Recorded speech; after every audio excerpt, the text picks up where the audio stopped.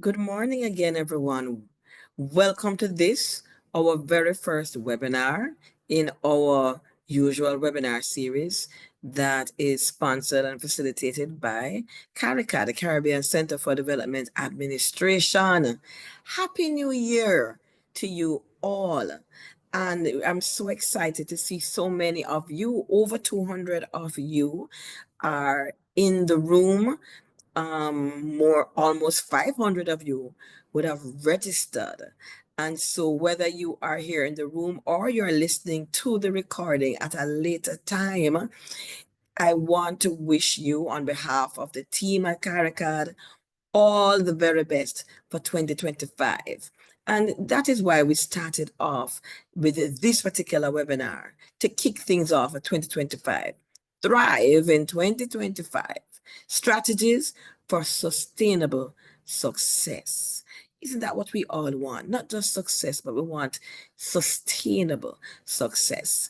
And so today I am really going to be sharing what I believe were some very practical, down to earth strategies that I think have been useful for me in the past and I think would be of use to you. And of course, I want to invite a dialogue. I want you to give your own strategies and tips, ask your questions, even question things that I am saying. I am not here telling you that I am the fount of all knowledge, but in fact, this is a part of how we continue to grow and learn and network together. So we are all learning from each other. And I see all the good mornings in the chat and the Happy New Year's. Thank you so much. So, there might be some of you that this is the very first time you have ever logged on to a CARICAD webinar. And if that is so, welcome. And I want to ask, where have you been? You have no idea what you've been missing. And so to catch up on the things that you've missed, all our webinars, we record them and we upload them to our YouTube channel. So if you go to YouTube, look for our page, which is Caribbean Center for Development Administration, you will get to access recordings of past webinars.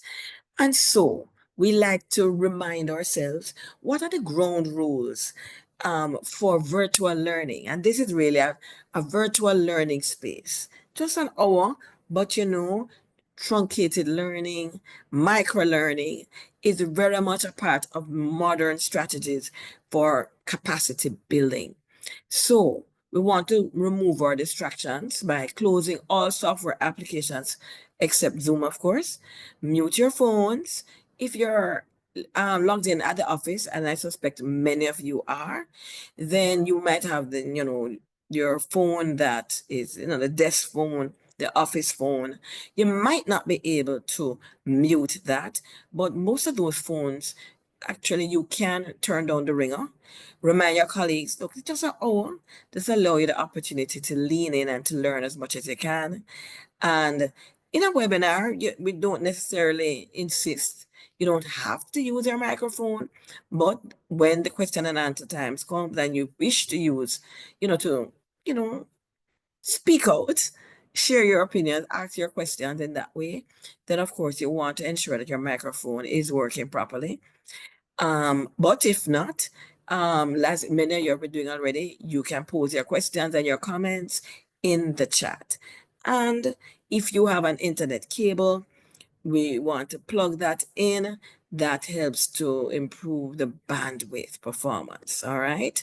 Thank you for all the good mornings that I am seeing in the chat.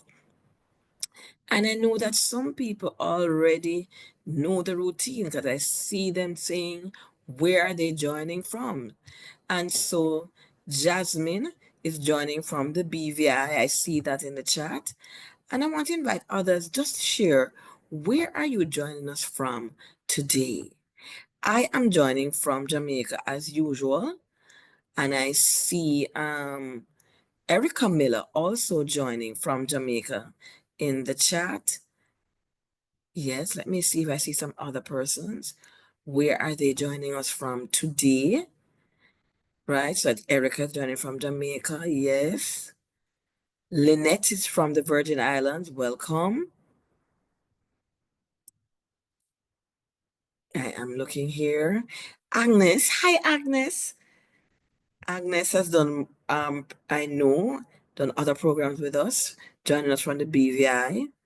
Lots of people from the BVI today. I love it. Shabik from the BVI, Michelle Bejan from the BVI, Gail from Trinidad, Calvia, hi Calvia from BVI, Ralph from BVI, Naomi from BVI, Joycelyn from BVI, Joanne, hi Joanne, joined one of our esteemed alumni, joining us from Barbados, Trudy from Trinidad, Sandra from BVI, Divya from BVI, Nikisha from BVI, Caroline. Hello, PS Caroline Stout Igwe.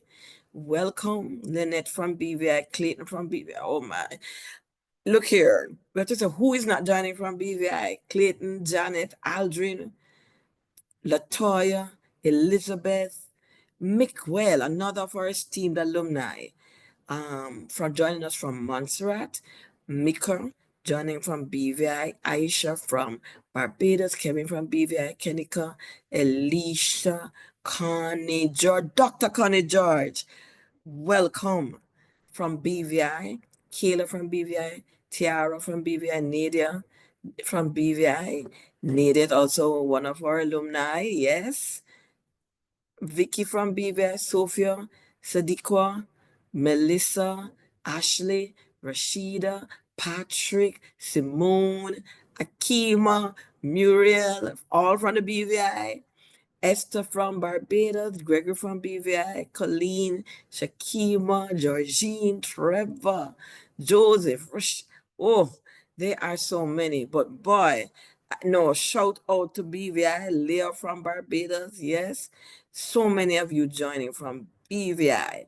I owe BVI a visit. I have not been since when? Since about 2018 or thereabout. So that visit is long overdue. Bridget joining from Trinidad. Yes. Dawn from the Defense Force of Trinidad. Welcome. Jillian Holder from Barbados. I see you there. It's like I can't call out all the all the BVI ones because there's so many. Sayinka, P.S. Sayinka Grogan, also an alumni. Welcome, P.S. Grogan. Debbie Trotman from Trinidad, another alumni. No, it's so good to have you all here with me. Cheryl Ramroop, welcome, Cheryl. Roger from Jamaica, Alicia from Trinidad. Oh, yes. Dr. George, believe you me, Connie said BVI wins the attendance award today.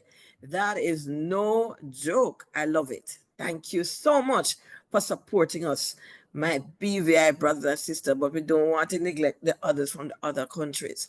So before I get into it, and I thought about thriving in how do we thrive in 2025? And maybe there are some, in order to thrive, sometimes there are some things we need to let go of, right? And I found a list on the internet. This is not all of the list because some of the things I was like, I'm not so sure. But some of the things I thought, yes, these are things that might apply to most of us. But I want you to think about what are some things, and I want you to type in the chat. What are some things you need to get rid of in 2025? These are just some examples. Now, I must admit, I did number the first bullet at the beginning of this year. Clothes I haven't worn in a year, right? Old receipts and papers, yes. Books you will never reread. No, I need to do a decluttering there. Junk emails, cluttering up your inbox. Subscriptions you don't need. Broken gadgets that are collecting dust, never to be repaired. Extra cables, there's a lot of men. Extra cables you don't need, right? What are some of the things that you think? So I see some things in the chat here. People just started to fire away. So I know Karen said old habits. Don't need a negative people.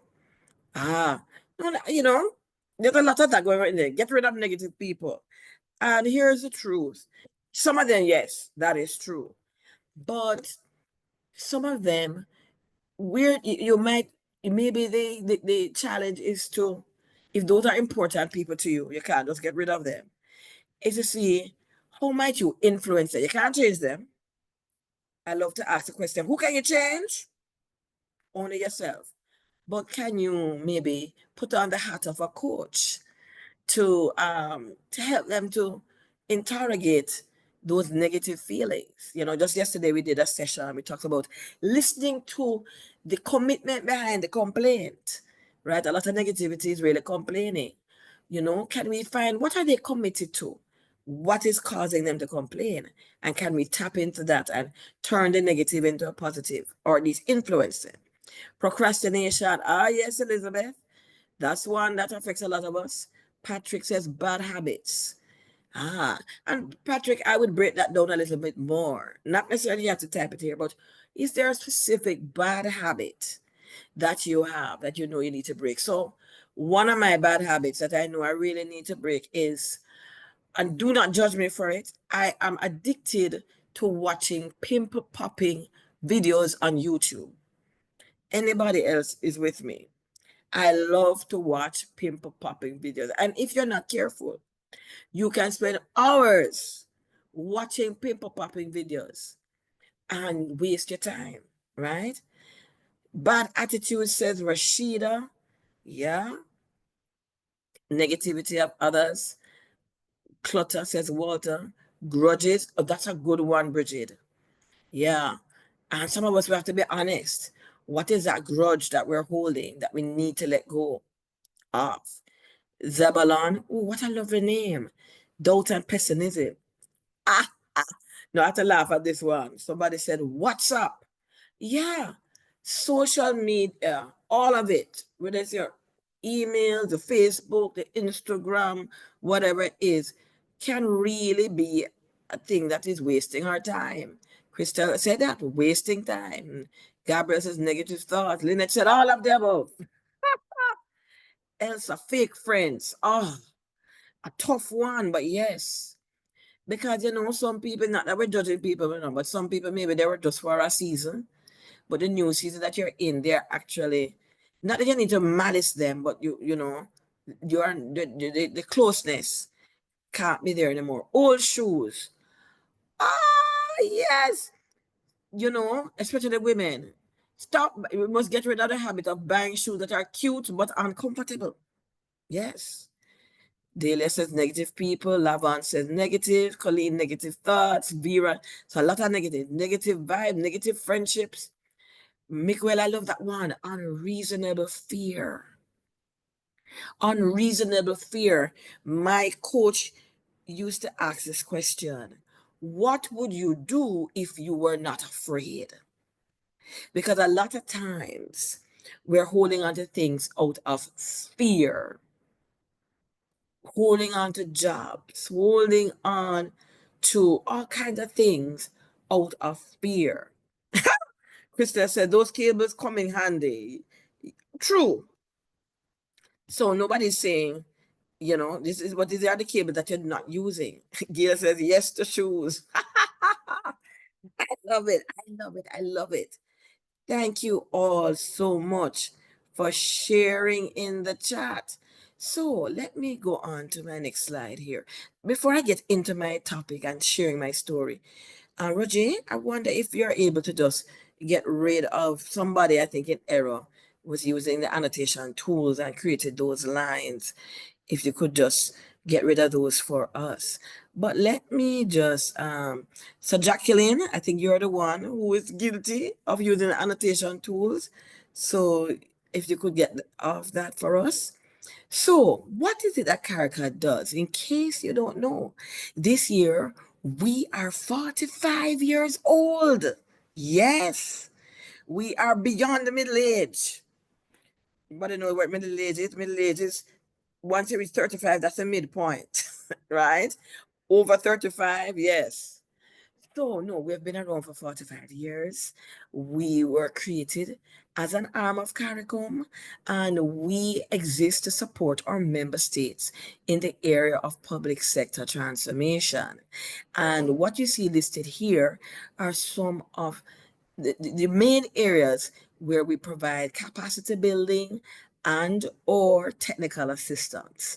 Areas such as leadership development, governance and policy development, organizational development and design, strategic planning, monitoring and evaluation, business process analysis, business continuity planning, just to name a few. And our work is really guided by our public service charter, right? Charter for the public service. And that's really a common conceptual framework to guide public sector transformation. And so what we have on the screen is our charter house. And so our framework is based on six main pillars: capacity, standards, governance, accountability, openness, and legislation.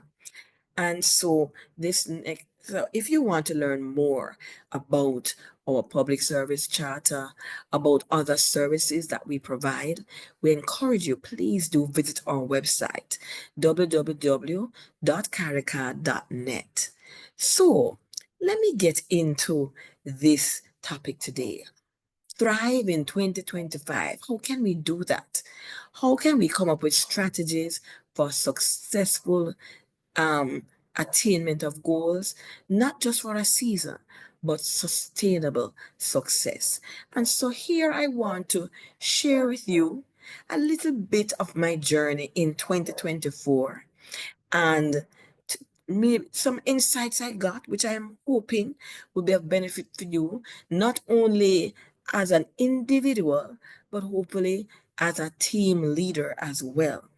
And I want to explore what are some of the challenges that we can face when it comes to attaining goals, and what are some practices that we need to embrace in order to form goal enhancing habits and to implement a success roadmap.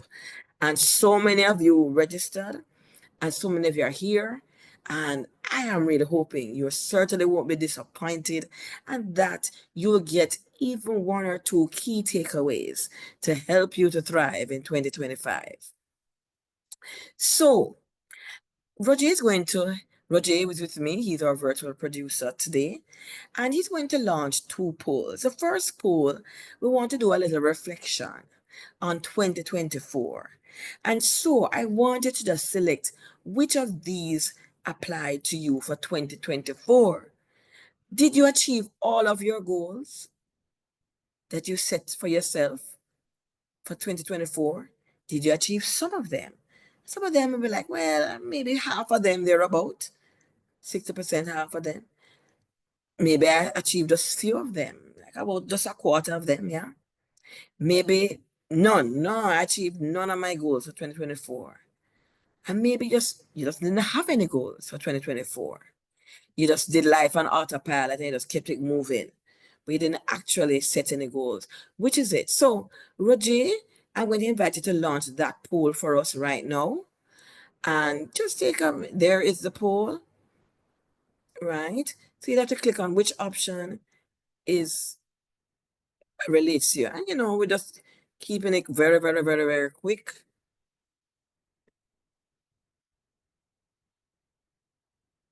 And I see for so far, it seems that most people are in the bracket of I achieved some of my goals.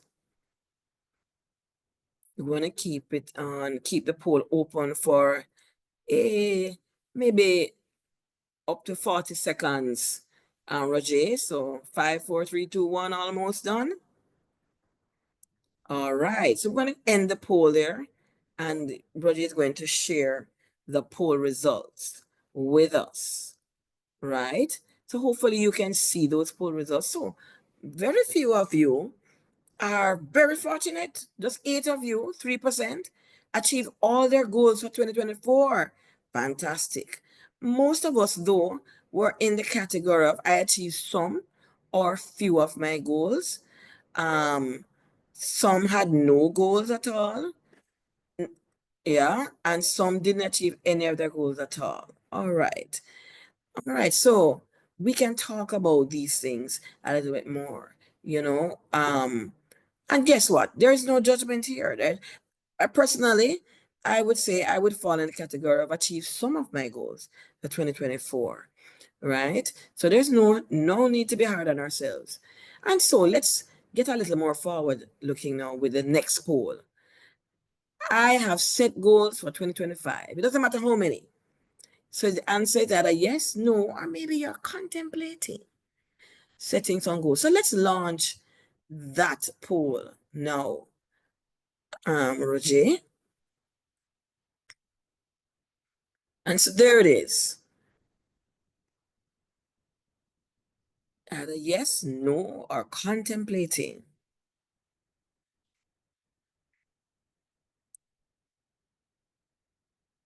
All right.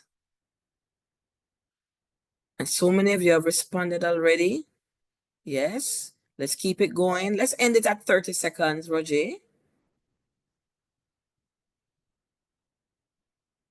All righty.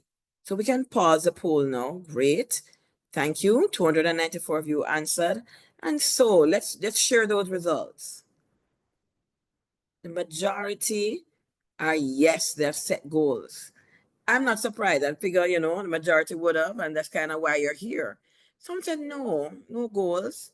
And I'd ask, for those persons, why not? Why not? Or maybe it's a case where you're just carrying over some goals you didn't achieve from last year into this year, and that's fine too. And some of you might be contemplating. And, why are you in that contemplation? What is it that you need to know and settle in your mind before you set some goals? All right. So let me get right into it right now. And I'm also noting in the chat, so some people would have, oh, some people are not seeing the poll, not sure why, but some people just, because they could see the slide, said yes, they are contemplating goals. Some have achieved for last year, they achieved some of their goals. Great, fantastic. So let me no go. No, I don't have a lot of slides for my what I'm sharing with you today, and I'm really telling a story. And those of you who have ever been in any of the programs that I facilitate, I love to tell stories. I find stories to be very impactful. You're likely to remember the story as opposed to some concept or infographic or something else, unless it's a funny one. And so one of the things that I, I endeavored to do in 2024 was to really work on my wellness and to really challenge myself. And so in October, I decided to take that challenge a little bit further. And so I work with a trainer, and she has this competition in October called Jogtober, right?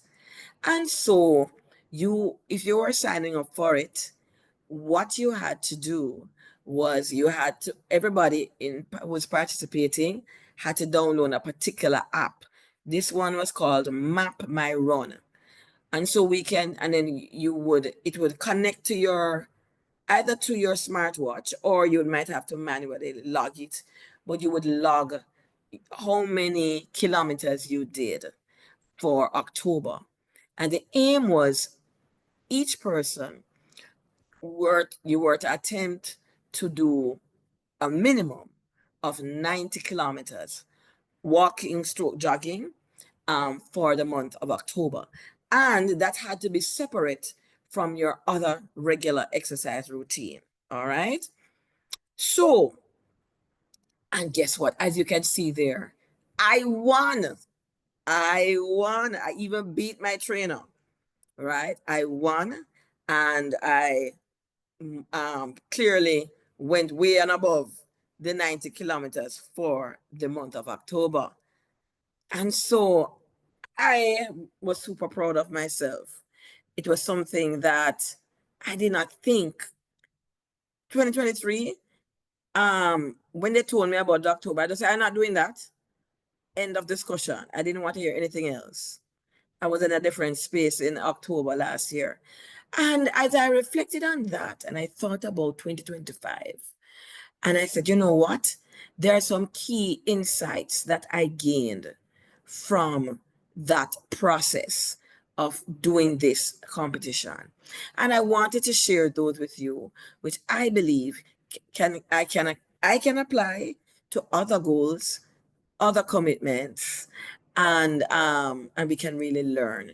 And I also want to give an opportunity, once I'm finished sharing, for us to have question discussions and other insights and tips as well, because I know that there are many of you here who have had experiences of thriving, and what were some of the things that you did that could apply to 2025 to help us to thrive. So, what are the lessons I learned? First lesson was this: having a goal is not enough. Yes, I just asked you, do you have goals for 2025? Did you achieve your goals? Yes, but you know what? Having a goal is not enough. Not enough. No, I never said don't have goals. Yes, you should have goals. Those kind of create the milestone, the vision that you're working towards. But here's the thing about goals. Um, Sometimes they are not realistic. Okay. So one of my coaches, who shall remain nameless, not present, but said, "Oh, Dr. Parkes, 2025, I want to lose 50 pounds." And I said, okay, while not impossible, let me ask a question. How long did it take you to gain those 50 pounds? Was it more than a year? Oh, yes. So I said, so you really think it's going to take 1 year to lose the 50 pounds? I said, not impossible, but sometimes we set goals that are not particularly realistic. We do that in the workspace as well. Some of you in your workspaces, you work with calendar year strategic plans. Some of you work with financial year strategic plans, and those financial years can run January to December. Many of you, it's April to March. Whatever it is, you're quite likely to be in a zone. I know the Trinidadians, your financial year runs differently, but this point still applies, right? Um, we have all these things we want to achieve, and it's in the strategic plan. But are they realistic? Have we done the necessary risk analysis? Have we actually looked at the resources that are required to get these things done? And have we done a detailed analysis of these things? Because a lot of times what we have are many goals, lofty, wonderful strategic plans.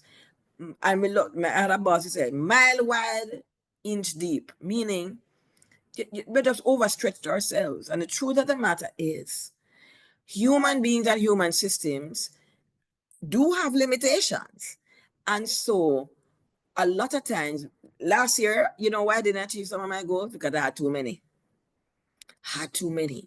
And so we need to stop and think about what are the key things that we're going to be working on, because you cannot do it all. And doesn't mean you're a failure. It means that you're actually wanting to succeed. Better to focus on 2 or 3 things that you can actually do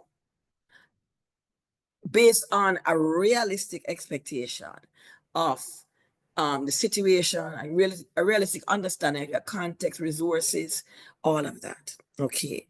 But even all of that, having a goal is not enough. It is not enough. Because guess what?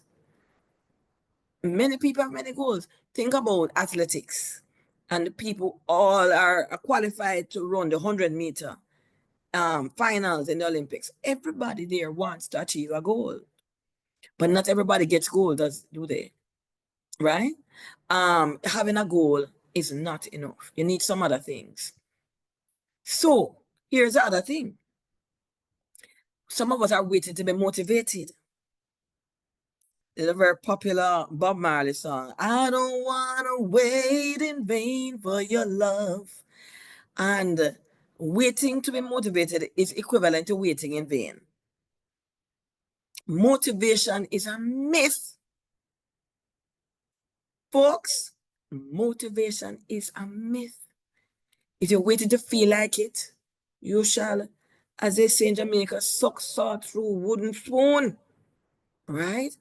Um, we if you're waiting to be motivated, you might never do it. All right. Sometimes you have to do like the Nike logo and just do it. All right. If you're waiting to feel like it and waiting to feel like exercise and waiting to feel like working on the strategic plan and waiting to feel like meeting with my staff to give them the feedback, I'm waiting on feeling in the mood. No, no, no, no, no, no, no. You will never do it. All right. So having a goal is not enough. Waiting to feel motivated is not going to do it. You will fail. Right. And so before we get to study the competition. And so I'm going to come to what do we need to do instead or in addition. Right. So having a goal is not enough. You need strategy. Right. Waiting to be motivated, not going to work. Sometimes you just need to do it. Now, like I said, I was in a competition. No, maybe some of your goals don't require competition. Yeah. All right. Um, but sometimes they might, who knows? But there are two things, and these 2 points go together: studying the competition and getting real about your obstacles and your risks. So for me, I knew I wasn't necessarily the fittest or the most athletic of the people who I was competing with in this competition, right? So I started, and of course, you're seeing what people are logging. And so I started to look at when were people logging their kilometers. And what I discovered was most people were logging most of their kilometers on the weekends, right? Which kind of makes sense. That's typically when people are going to have more time to go walking, jogging. So I realized, so if I was going to get ahead of them, I needed to log most of my kilometers in the week and on the weekend too. So by the time they get to the weekend, even though they would have put in some work, they couldn't catch me because I'd logged so much in the week. All right. Study the competition. Understand what it is that you're up against and work out strategies around it. Right. Get real about your obstacles and or your risks. So this was October, right? Don't know about the rest of the Caribbean, to be honest, but certainly where I am in Jamaica, it literally rained for 6 months. I kid you not, people. From the end of June all the way into December, it rained almost every day. So what did that mean? That meant if you had the habit, and I did, had the habit of doing walking and jogging outside, you had to figure out how to do it inside. And I could not say, oh, I don't like to jog and walk inside. Again, you couldn't wait to be motivated, right? And so you had to figure out how to jog inside. And that's what happened to a lot of people. Why they did not do better in the competition. They're like, boy, the rain. That was always the excuse. That was their obstacle. You had to work around that obstacle, right? What might be the risks and obstacles that you are dealing with, either with your individual goals or with your team goals, organizational goals in the workspace? Sometimes we don't get real about those things. And it's not about saying, well, there are risks or there are obstacles, therefore we just drop the goal. No, no, maybe some of those you have to drop, right? Because we don't want to be setting ourselves a whole list of goals and we can't achieve them. But for those that you decided to zone in on, you still have to determine what are your risks, what are your obstacles, and to work out mitigating strategies. You can't do it this way, you have to do it another way. So, for example, you need to build capacity in your team. The training budget is next to zero. All right. But are there other ways to build capacity? What might those be? Right? And you try to find those strategies. You know, are there free courses available? Are there subject matter experts in this area in your public service? You can invite them to come in and run a little workshop with your team to build capacity. You know, we can think outside of the box, but it's absolutely important that we get real about our obstacles and our risks, and to be very intentional about finding your mitigating strategies. What might those be for you? Then here's the thing that is critical. All the other things I wouldn't say are important. But you see this right here, simple action steps, absolutely important. One of my favorite books, and it's a book that I reread all the time. It's a book by James Clear called Atomic Habits. I highly recommend it. If you can't buy the book, no problem. Just simply do Google searches, search on YouTube. There are lots of videos where you see him being interviewed and so on. He has websites, all of that. All right, where you can get sufficient information about how to build atomic habits. And one of the quotes that James Clear um, says is this: people do not rise to the level of their goals. That's why having a goal is not enough. They fall to the level of their systems. And systems are really your habits. And so, if we're going to move towards our goals, what we have to do is to establish habits, things that you're going to be doing consistently. That's how you get sustainable success. Consistently, that is taking you closer towards your goal. All right. So you have to figure out simple, doable strategies, simple action steps. The simpler, the better. Because if it is not simple, you will not do it. If it's not simple, you're not going to do it. Right? And so, yes, your goal might be 50 pounds. But what's the simple actionable step? Suppose it is that you're like, okay, I haven't exercised in so long, I'm very unfit. Then the simple action step might be, I will walk for 10 minutes twice for the week.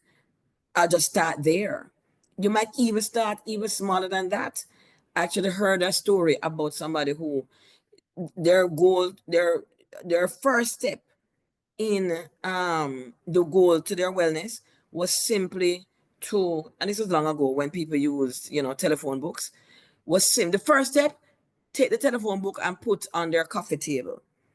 And you might wonder what that have to do with wellness. Because the next step for that person was they're going to look up for gyms close to them. Then once I identify a couple of gyms, they're going to go and visit the gym. Not join it, just go there and see where it is. Then the next time, and just these little incremental steps until finally they were going to the gym. Start out with just a little bit of exercise and then got to a little more, a little more. Because here's the thing, you need to build up that habit, no matter how small or seemingly inconsequential it is. Once you build that rhythm, then that is when you start to build momentum to go even further. What might that look like for a team?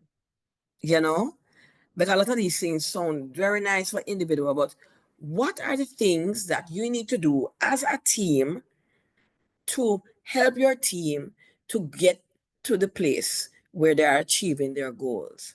What might be those things that need to be done consistently by you and your team members?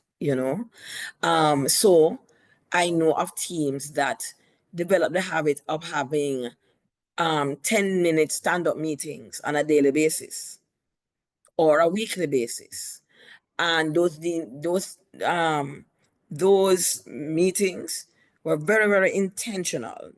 It had to be 10 minutes, but it focused on, okay, how are we working towards our team, remind ourselves of our team goals. How are we working towards our team goals? Any obstacles we need to be aware of, problem solve very quickly. And so what the teams that have done this, they found it had so many benefits. One, they found themselves being more productive. They found themselves problem solving in a more proactive way. And people just gain a sense of momentum, and it builds communication and team camaraderie, because you're always keeping the line of sight to the goal, but not only the line of sight to the goal, but we're monitoring and we're keeping on top of things and we're problem solving quickly rather than allowing things to get out of hand.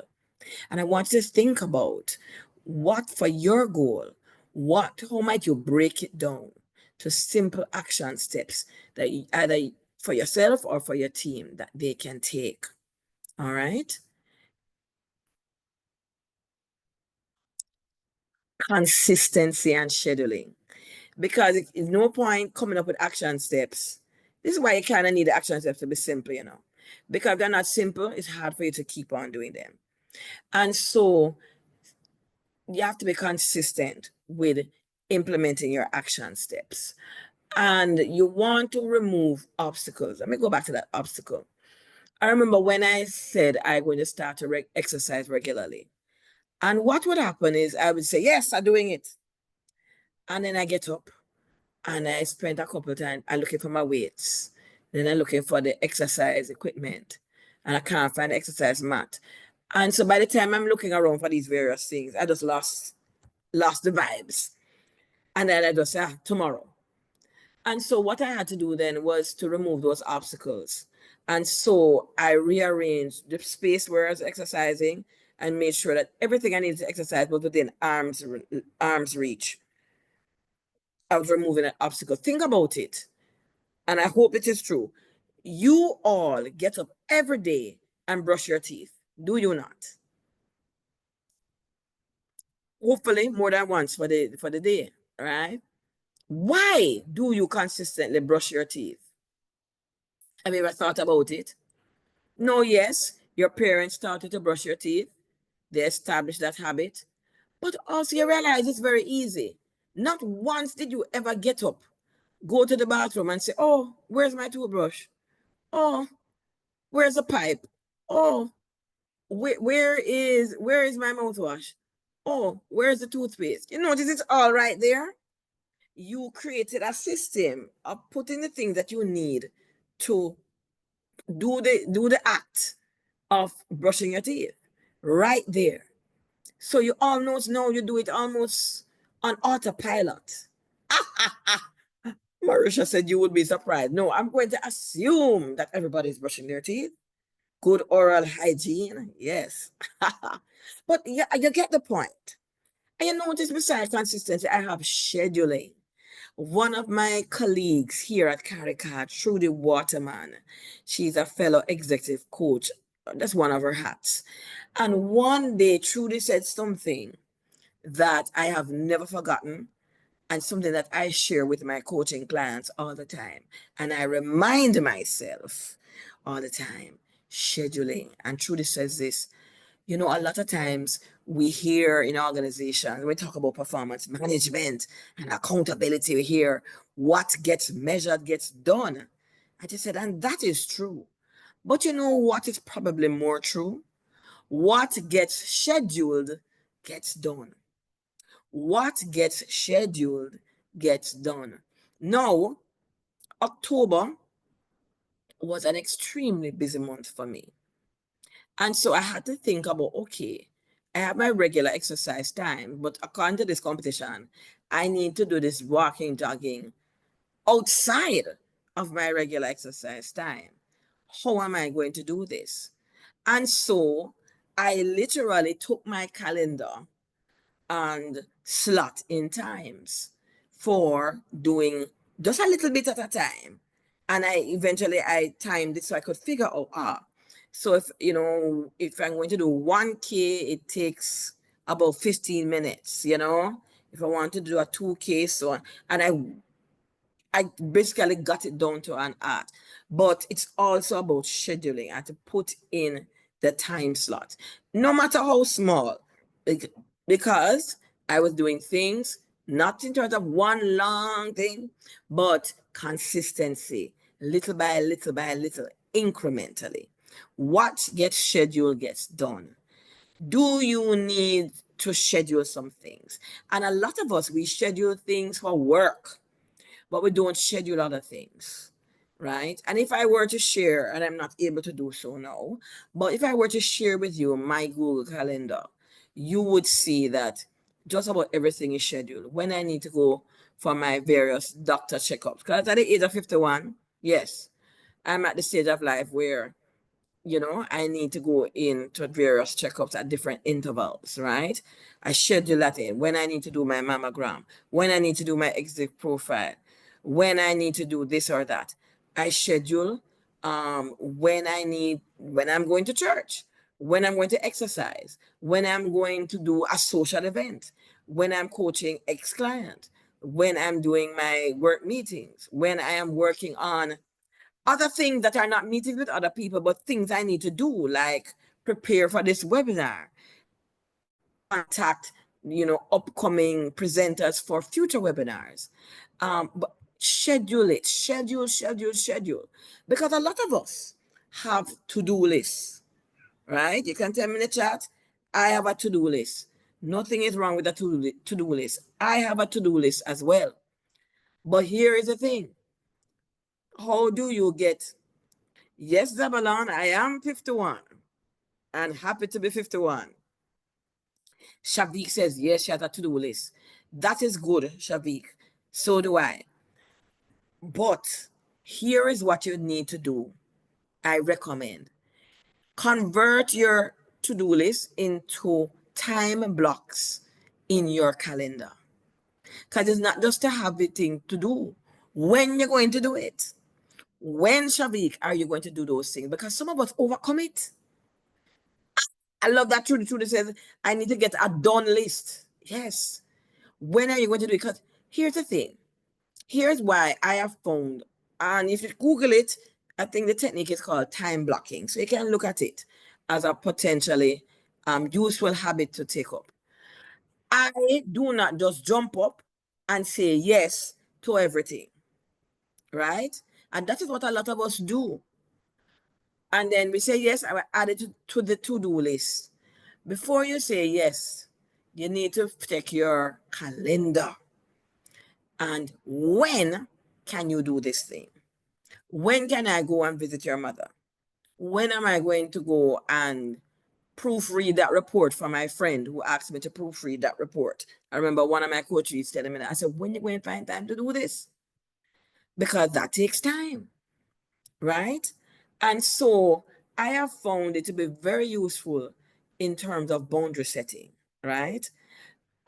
Because some things that you don't want to do them, that you don't want to be helpful to others who are asking you. It's not that you want to say no to your bosses, to your permanent secretary, to your minister. It's not that, but can you actually do it?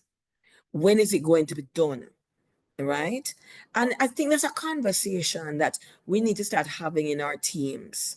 We need to start having, if you are permanent secretary, and I see a couple of you here, that's a conversation to have with a minister.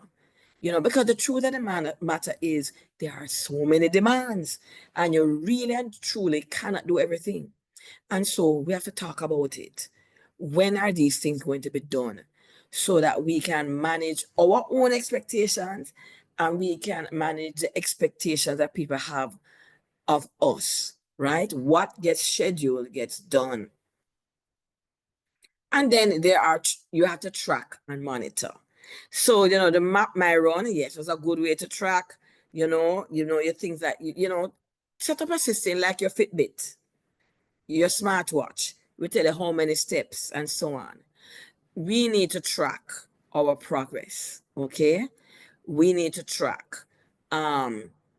Check in with your goals. Where am I in relation to them? Whether they're the ones at work, whether they're the ones for yourselves individually. Absolutely important. Track and monitor. What is the progress you're making? Um, because without that tracking, you will fall off course. 6 months from now, I said I was going to do this thing. Yeah. Track and monitor. So some of us, it's that to-do list that we visited and think, did we move it from the to-do to the done list? Yeah. Whatever that system is for you. And you certainly need it for your teams, right? Track and monitor. And here's the other thing. Setbacks are inevitable.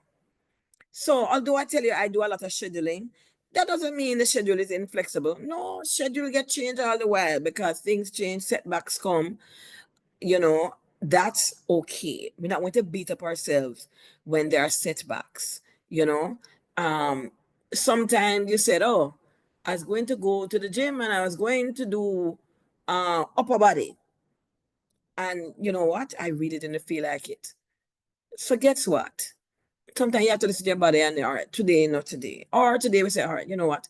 Let's go and do a gentle walk. That's fine. That's fine. They are inevitable.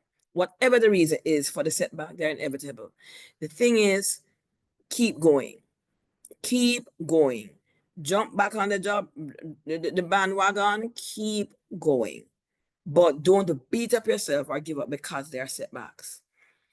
And my last point here, I found to be very useful. Having an accountability partner. I suppose the beauty about the map my run is that we could see where everybody was at and you could kind of spur each other on. You know, who is your accountability partner for your goals, whether your individual goals, whether the team goals. In the workplace setting, we have to agree as a team to hold ourselves accountable, right? These are the goals that we have set as a team. These are this is what, you know, your contribution to those goals, and we are going to hold each other accountable. We are not really meant to do life alone. And so who might be that person that you can trust? Some of us, you know what? Some of you are parents. You'll be surprised that your children could be wonderful and very powerful um, accountability partners for you. You know, I remember a friend of mine, she was going through a season of working from home, and she was having the challenge of either one or two things kept on happening. Either she would become idle doing other things, you know, during COVID, and not doing the work, or she would be overworking and just on the, you know, just working, and not taking any breaks. And so her then, I think he was about 7 or 8 years old, very bright son, became our accountability partner. So anytime he saw her idling, he would say, Mommy, why are you idling? Go to work. And then if he sees that she's just working and, you know, 5 o'clock, 6 o'clock, Mommy, are you not taking a break? And she said, man, he would just be on her. And she needed it. Who can in your world has your interest at heart, can be your accountability partner? And so, folks, those are my lessons, my takeaway from my Jogtober experience. And that I am hoping that even some of these pointers will help you to not only thrive in 2025, but to achieve sustainable success for 2025 and beyond. So, with that, I am going to leave some room now for any questions that you have or any comments. And to do that, you could type your questions in the chat. No, or you can just raise your hand, and so Roger and I will help to feel that. No, I'm seeing some really great comments in the chat, and so I think they're worth sharing. So Karen says her last daughter would make an excellent accountability partner. Oh, yes. Abara. Hi, Abara. Abara is my sister from BVI. Nice to see you here, Abara. So, Abara says she agreed with the time blocking. Always try to incorporate because you often find the to-do list interrupted by other matters. Yes, indeed. Abara also says delegation is also important. I want to zone in on that point because I think Abara is correct. All right. And so, one of the challenges that we have in managing our time and therefore managing our progress towards our goals is that so often we do not delegate. We don't delegate enough. And so, what are those things on your to do list that you really can delegate to somebody else on your work team? Right? Because we can't be doing everything, particularly if you got promoted to a team leader role. You can't be doing the previous job and the team leader job. Something is going to get left behind. So we need to delegate. All right. Henrietta says not everything is a priority or emergency. So that's another thing too. It needs to be done, but does it need to happen today? That's another thing. Bridget also talked about the need to reassess goals because things change. Exactly. Exactly. And so, these things are not cast in stone. Things are changing. And so it's really about just stopping, taking a little time to say, all right, what do I need to reprioritize? What maybe need to come off the goal list? Yeah. All right.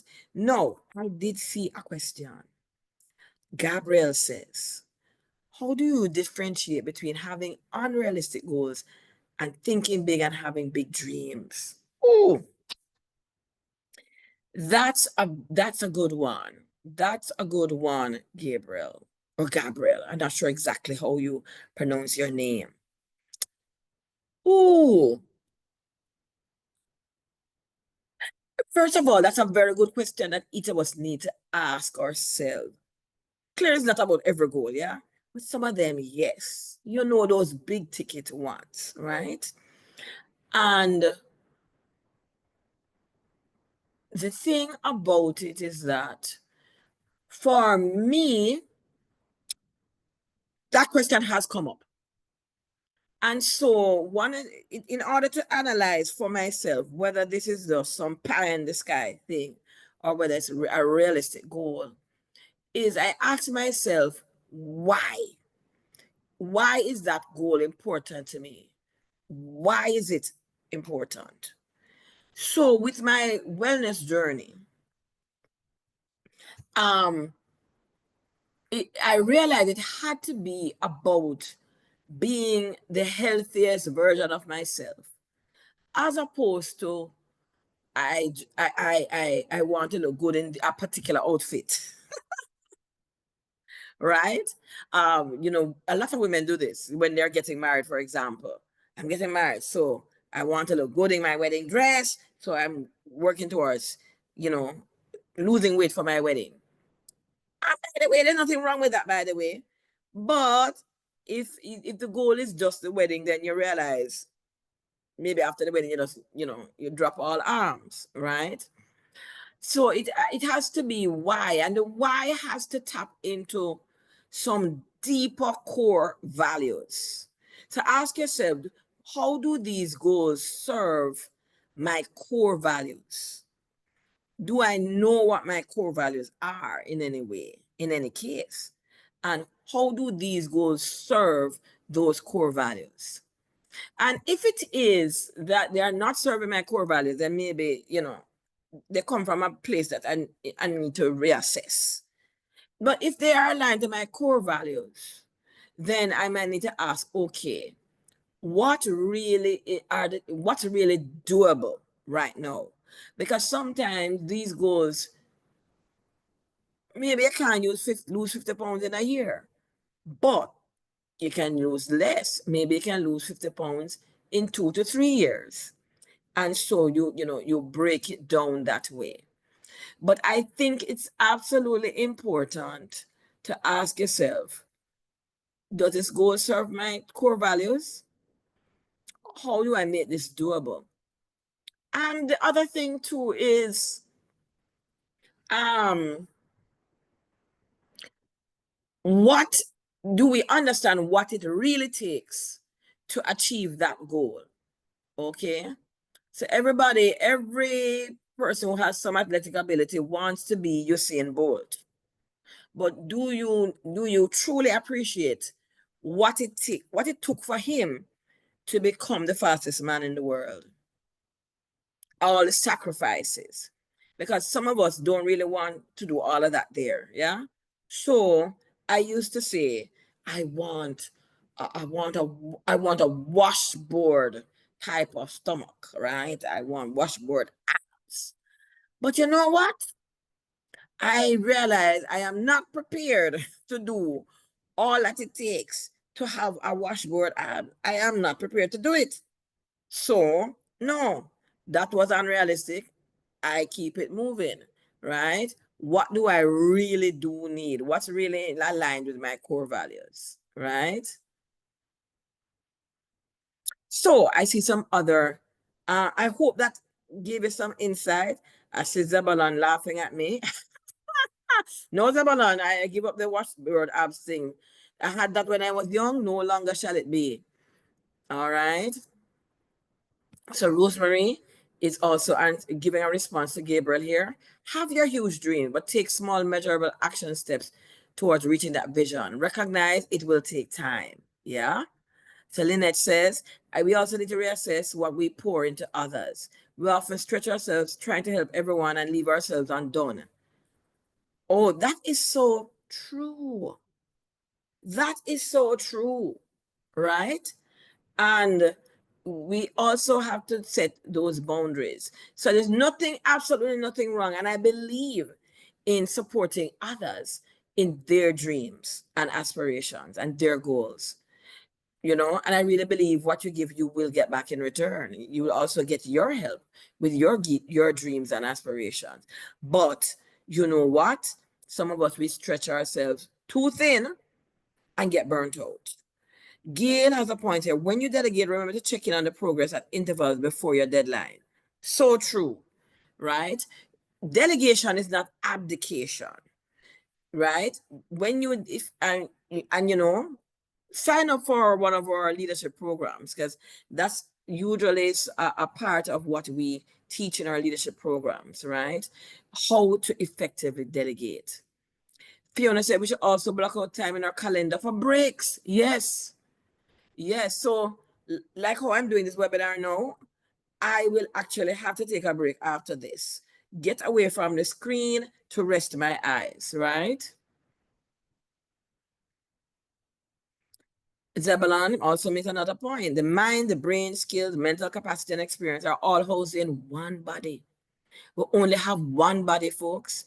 And that body, as Zebulon is saying rightly, must be maintained. So we do have to always include that self-care as well. Thank you for that.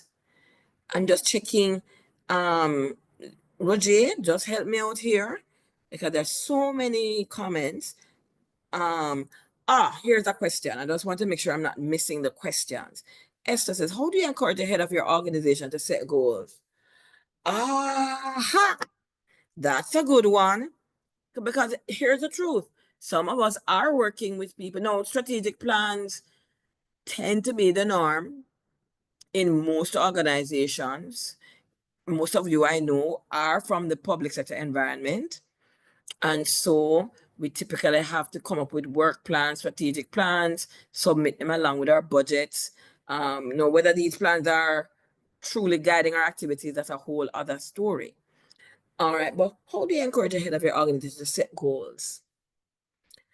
And I can remember a story by a mentor of mine. He was a head of human resources in an entity and he was trained by himself, not by the entity, in strategic planning. An excellent strategic planner, but he was working in an organization but just operating on autopilot, had no strategic plan, no clear goals, nothing. And he kept on having to encourage his boss. And bearing in mind, this was actually a family-owned business, so that was even harder to do in that context. Because I think it's my business. How dare you tell me?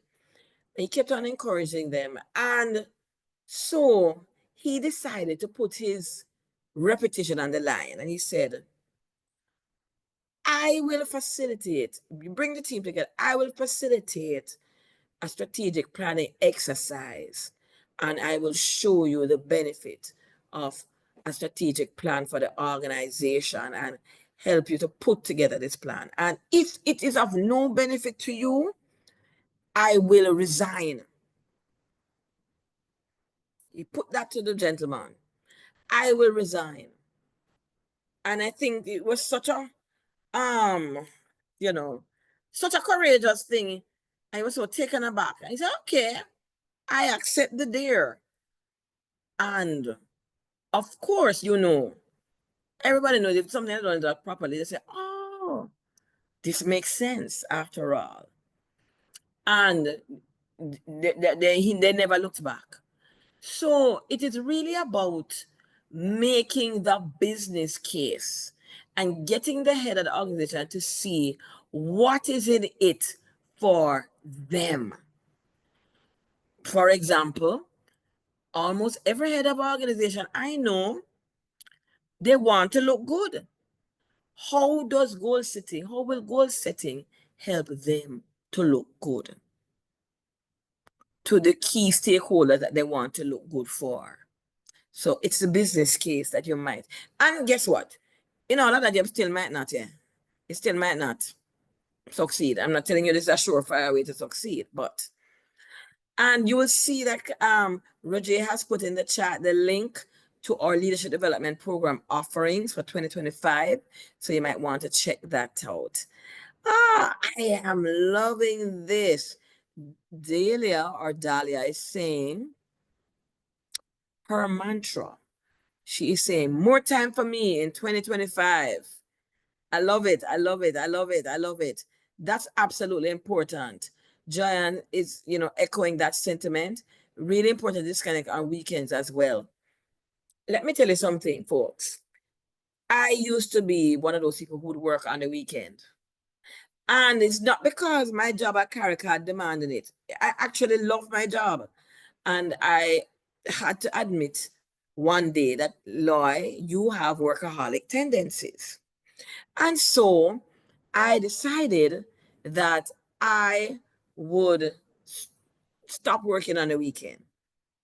And that particular weekend, when I decided to stop, you know what I did instead? I ruminated the entire weekend about not working on the weekend. And my thought patterns went like this. Loy, you're going to be overwhelmed next week. Next week, you're not going to keep on top of your goals. Loy, this. And by the Monday, I was exhausted from all of my rumination. So then I had to actually tell myself, Loy, you have permission not to work on a weekend. But the other thing I realized I had to do was schedule. I had to schedule whatever fun social activities I was going to do. Because if I don't have a plan for my what I'm going to do for my social social side of my life, I will not do it. And I will default to checking emails. I see a lovely recommendation here by Nikisha in the chat. She said this was a particular book that she found useful, and she put in the chat the image with the book cover, 15 Secrets Successful People Know About Time Management by Kevin Cruz. So you might want to check out that resource. So my boss is here. Welcome, Executive Director Devon Rowe. Use the imagery of your future washboard as a motivator.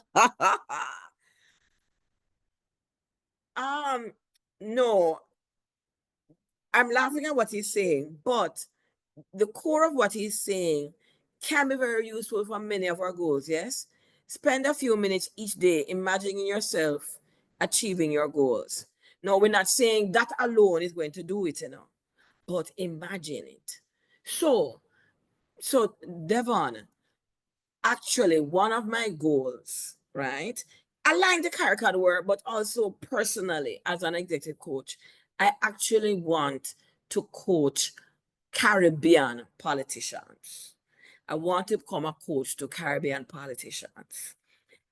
Because I said to myself, we have a lot of criticism for political leadership, but are we helping? Am I a part of the solution? or am I one of the complainers? And so, yes, sometimes I imagine myself, you know, in the future, having coached quite a few Caribbean politicians to talk about lessons learned about, what is it that politicians need to be successful. And I see myself on that stage giving those stories and insights, and maybe having one or two of my politician clients with me in that conference space. I am envisioning it, Mr. Rowe. I am envisioning it. All right. Casey has another tip here, which is important. Don't plan back to back and take things one step at a time. Know your limit on daily tasks and leave space for the unexpected. So very true. And I would add to what Casey is saying is a lot of us have what I call desk work. You have to go through your correspondences. You have to go through all of your, check out, people are emailing, you have to go through. Block times for those things, right? There might be some, there's some things, you have to sit down and do, work on certain reports and so on. Block sometimes for those things and make those things non-negotiable time, right? That's not all of your time, but a lot of times we don't get things done because those are the things that we don't block time for. We block times for training sessions and meetings with the boss and meetings with minister and so on.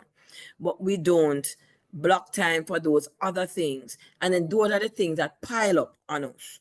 And then we are burnt out, we're overwhelmed, right? Janice, she uses a list of the things she wants to do for the day and she checks off as she goes along. I do that too, right? Um, so Rosemary says coaching politicians will help.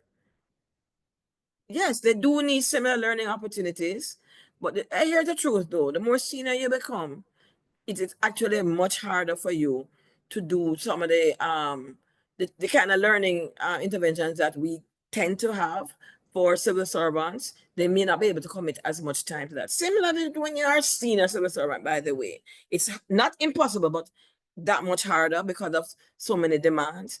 And so it's to work out different kinds of learning strategies. And so, which is why I like coaching, because coaching is maybe just an hour at a time. All right. So we are almost at the end of our webinar here. And so I really want to thank you for your registration, your attendance. I see 468 of us here. So I am so happy to have you. And so in terms of announcements, do look out on our website or social media pages for the announcement of our webinar for February. We are working on that now. And oh dear, I thought I had a particular slide which I'm not seeing, but let me just share with you two other announcements. So I believe today is actually the deadline for the submission of applications for our Transformational Leadership Development Program. So you want to, if you are intending to apply, you are intending to submit applications for team members in your organization, you might want to do so today. Now, just in case you are realize you're going to be tardy, please do reach out to us. Our email address is info@caricad.net. So submit your applications there. If you know you're wanting a little bit more time, we will work with you, but do reach out to us to let us know, and we will work with you and follow up with you. And so that's our Transformational Leadership Development Program. That's our 6 months program. It starts next month, runs to early July, targeted at developing capacity for people at the executive level of leadership. And it involves like I said, sessions right from February to July. It's done virtually. You'd also get assigned an executive coach, and it also includes action learning, an emotional intelligence assessment, and an assessment of your preferred communication style using the extended DISC assessment. Let me tell you something. serious value for money. I put it to you, there's nowhere else in the world you would get a program with all of those add-ons for that price that we do. So check that out. Other thing is we want to invite you to continue to learn and to share. Share your thoughts, share your ideas, share the accomplishments that you're achieving in your various change and transformation initiatives, because we are always looking for persons to contribute articles to our quarterly newsletter.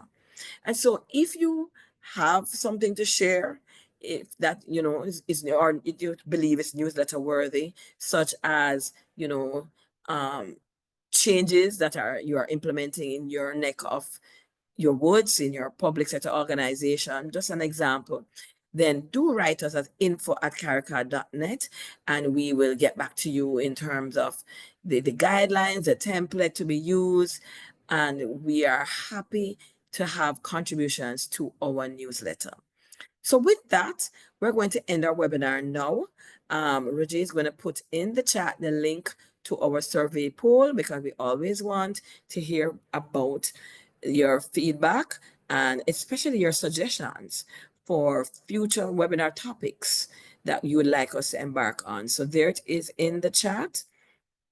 Thank you very, very much. And I'm seeing all of your thank yous, that you found it, the session to be great, useful, informative. I also want to thank you too.